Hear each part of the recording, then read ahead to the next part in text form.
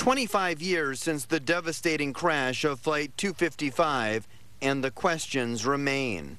What would they be like today? Where would they be living? Would they still be travel agents? How many children would they be having? Tony Zanger lost his 23-year-old brother Michael and Michael's fiancée, Hollins Langton, who was 26. The couple were from Monroe, but had been living in Arizona and were back home for Hollins's bridal shower. A ring Hollins gave to Michael was found in the wreckage, and Tony wears it to this day. He'll never forget hearing about the crash on the news.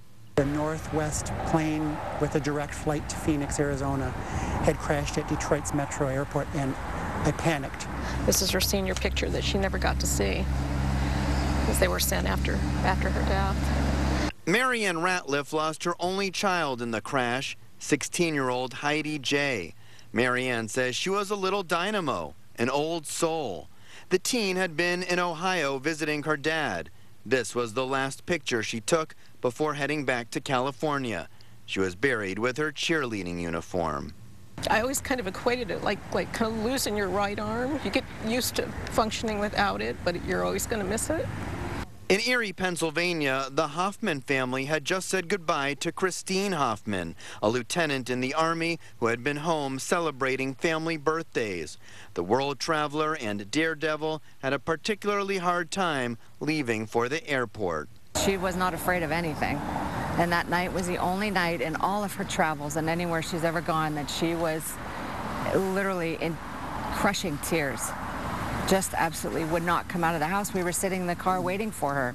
Hoffman's sister Amy and her dad Thomas say when Christine finally came outside, there was another rare occurrence. And then we took pictures in the driveway, which we never did, family pictures, and a couple hours later she was gone. Up in Roscommon, Sue Moy would learn that her 28-year-old sister Laura Thorell, Laura's husband Larry, and the couple's 1-year-old daughter Krista would not survive. The young family was just starting to build a life together. They just bought a new house. They didn't even have the boxes unpacked, so they were in their new house for 6 weeks.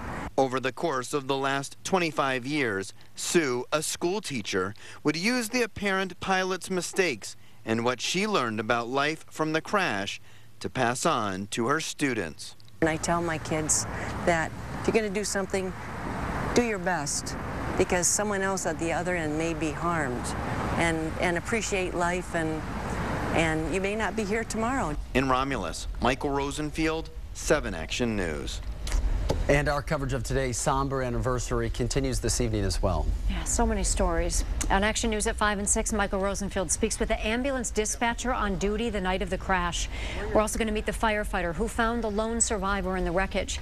Families will never forget that night, and neither will the first responders who were there moments after that plane went down.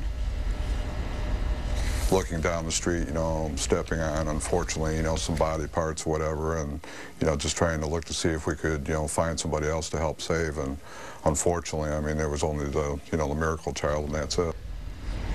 Also tonight, Action News will be live from the memorial near the crash site where people will be gathering to honor the victims. And in recognition of the 25th anniversary of Flight 255, we have created an in-depth web page on WXYZ.com that includes archived video of the crash and the trailer for the documentary called Sole Survivor, the little girl, Cecilia Sheehan, the only survivor of the crash. You can also leave your thoughts on that terrible day on WXYZ.com.